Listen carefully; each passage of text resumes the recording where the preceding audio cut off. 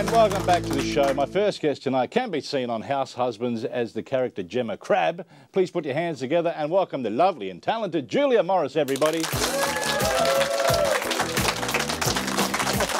What the hell?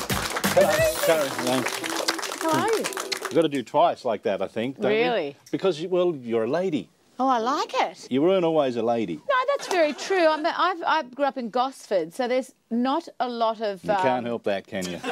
That's exactly right. There's not a lot of, you know, ladies and gents up in Gosford. So my husband bought me a title on the internet for Christmas, which I thought was a nice touch. You can do that. You just buy... Can I be a lord? Can you be like a lord? And... Yeah, you can be like an earl, or you can be any, like lots of different titles. And then you buy... the legalities are that you buy millimetre by millimetre of land that's titled, and then therefore you become a titled landowner. Are you a lady of something like... Of the Manor of Gosford. Can we visit you and your horses? Oh, God, yeah. Oh, you can come and visit me up at the East Gosford shops buying some mustics. That's what... I love mustics. I know. Do you suck them into a point? I'd rather not say at this time. But I am very fond of a mustic. I like mustics. And you know what else? I love Jersey caramels. Oh, do you? Yeah. Well, you had been a fan of the cobber in the early days, am I right? No, because they were too hard. I felt like they were going to pull my teeth out. Very aggressive all of a sudden. Well, sorry, I don't mean to be. How is your husband going, though? Is he all right? Magnificent. Yeah. In vintage form. Well, he stays at home with the children a lot of the time, Dan, so... So now he's a house husband. Yeah. Eh? He really is. I know. You didn't know that before? It hadn't really occurred to me. You rock up to a show, you're in a show. Well, he does other work as well, so Okay. he's not just in the home. Yeah. So you see your kids sometimes? Sort of every now and then, which I think is lovely. That's the perfect combination for me. No, it's all day, every day. Drop off, pick up. Yeah. It's all the joy of running the world's most ungrateful hotel is how it feels some days. No, having children is warmth in the soul. Yeah. Are you acting then? Yes. Yeah, I could tell that. I was thinking about sole of shoes, chase after them, and then show them the sole of the shoe, but that's... Usually you think of kids as like, souls. Yes, very much so. All of the above. Yeah, yeah. No, they're full-time work, children. Oh, Joel, what a joy. Yeah. Yes. They want stuff too all the time. I always find that my kids want things. I shut that down. Did you? Oh, God, yeah. Well, because I do lots of travel, every time I walk back through the door, they'd be running the door to see if I'd brought them home something. I'd be like, no, I have not. No, I do that. I'll go away a lot and my kids will be like, they've never... What'd you get me? Yeah, but they've never been that way because I started early by not getting them anything. Nice. Yeah, yeah. Oh, now I just say to them, you've got me. There's no, you know, money cannot buy a doll. Yeah, but I'm not an iPad. No, that's right. Although, actually, I don't know if you're a kid. You have siblings? I've got an older brother. Yeah. Did you ever do the typewriter on him? Do you remember that? I'm not sure. Does anyone remember the typewriter? You know, you sit on their chest and you bang their chest like a typewriter. Oh, no. And then flick them in the head. You know, I like that. Ding, ding. Return carriage. Yeah, all that. No, Brendan used to kneel on my arms and then he'd do the spit. Oh, yeah. And then just before it got to my face, he would then, and then suck it back up. But, like, he had precision timing. He'd get me just about where the spit would actually touch the dermis, and then it'd suck back up super quickly. But then he just realised that he didn't have to suck it back up. Oh. He could just... I get that from my daughter a lot. Tap on the shoulder, turn in your face. Thank you. It's just so refreshing. And if they've got a cold, you really want them to do it straight into your mouth. Don't they do it though? Well, children are just, oh my gosh, they're breathtaking. They will come right up to your face and say, I've just got something into your mouth. That's inside my mouth. Move on, I say. Yeah. Hey, now with your position, because, I mean, I met you many, many years ago, probably my first comedy night, I think. Could easily have been. Could have been, yeah, the comedy store years ago. And I don't want to use the terms 1990, 1991, but I'll put some of those years out there. Okay, it wasn't that long ago. I didn't. Was think. it not? No, it was about that. 93, I think. I like it. Yeah. Because you were doing a thing with the teeth. Yes, fake indeed. teeth in. I did. I don't have all of my own now.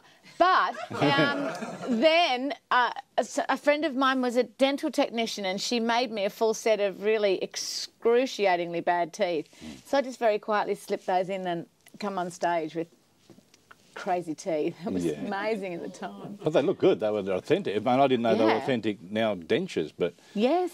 dentures for a suburb I won't mention, just in case those people are watching. How creepy is it? You don't know what you can talk about, what you're allowed to say. I know, well, everything now political. You can't do this, can do that, can't do How this. draining is it? I know. I'm watching my mouth all the time here. I'm not a young woman.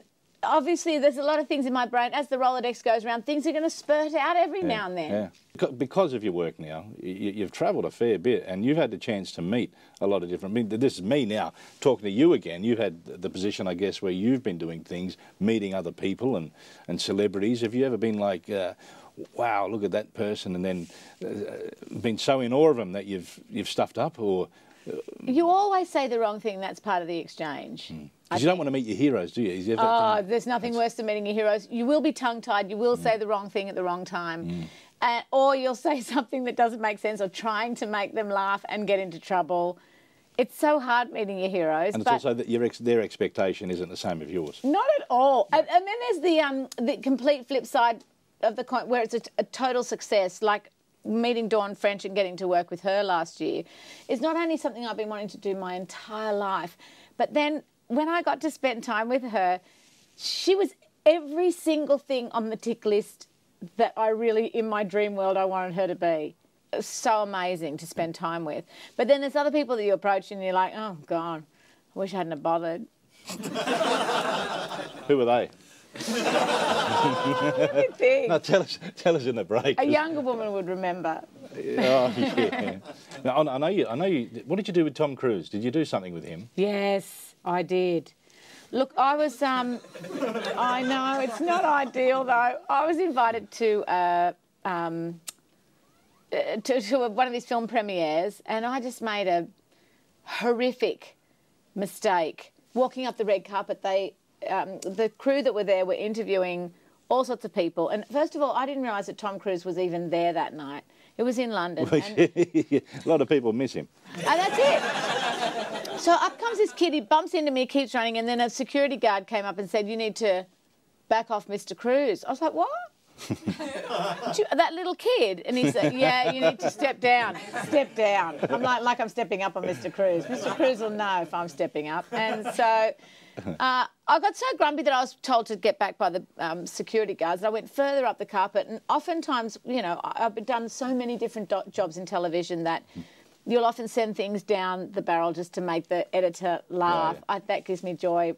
Only the editor is hearing it in this dark room while they're cutting together everything. So I decided to do some really big swearing about Tom Cruise, saying Tom Cruise can go and, you know, have relations with himself. And only I was slightly more blunt, I have to be fair. And I got inside and they were playing it live. Really? So I was asked to leave. What was the movie, just out of curiosity? Can you remember? It was Minority Report. Oh, fair enough. Nobody watched it anyway. Do you know what I mean? Yeah, don't worry about it. It was finished. Yeah, It was finished. Straight to DVD almost. Listen, we've got to take a break because somebody's got to sell something, I think, this time of night, I believe. And we'll be back shortly with Julia Morris.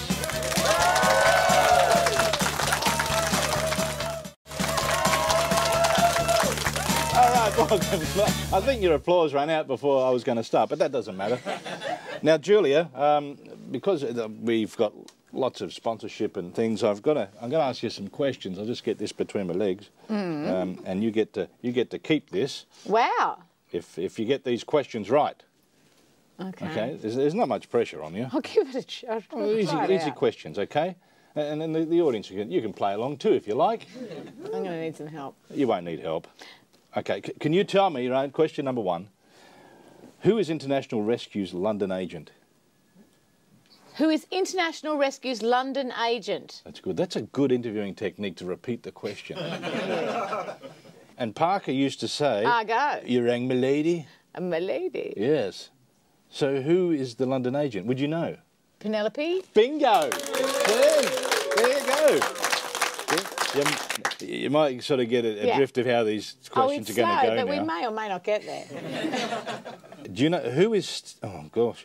I don't know anything. Though. No. You should know this one. Other people would know this one. All right. I'm not sure. Who is Stefani Joanne Angelina Germanota? Oh, Lady Gaga. Hey! You know, if this wasn't written down, I would never have gotten that. It's a tricky name, but... It is. I can see why she changed it. Yeah. Gaga. Saw her a few weeks ago. Did you? Yeah. Depending on when this is shown, of course. You could have been a few months ago. Could have been anywhere. Yeah. She was great, exceptional. yeah? Oh, yeah. She's fearless. Did you hear that she plays too and writes songs? Yes, she does. People just think she gets up and wears meat and does weird things. Oh, well, I'm mad for meat, like wearing meat.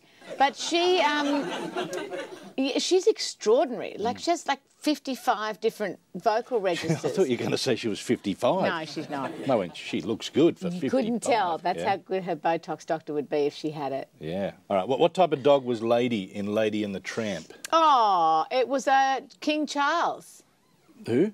It was a King Charles Spaniel. King Charles. Oh, isn't that the piercing you get? Maybe. I think I heard someone. What was it? What's it called? Prince Charles. Prince Charles. It's not a Prince Charles. They wouldn't get a Prince Charles piercing. You wouldn't be able to walk. It'd be too... Anyway...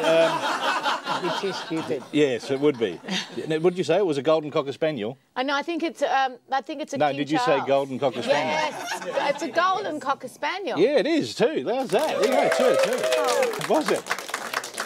Could you see the theme running through those questions? Only just at the last bit, I've got to tell you. I know that they were obvious before that, but I am nice but not very bright. So there's a lot of stuff that I miss. That's water too. I know. That's what you get being a lady. Anyway, do you want to know what's in this? Yes, please. Really? I don't think it's anything special.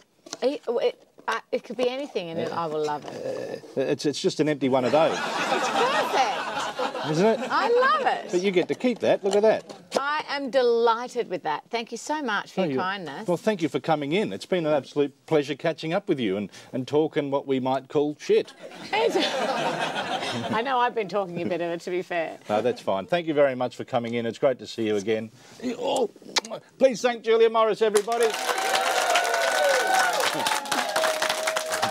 Coming up after the break, we have Terry Serio's Half Truths.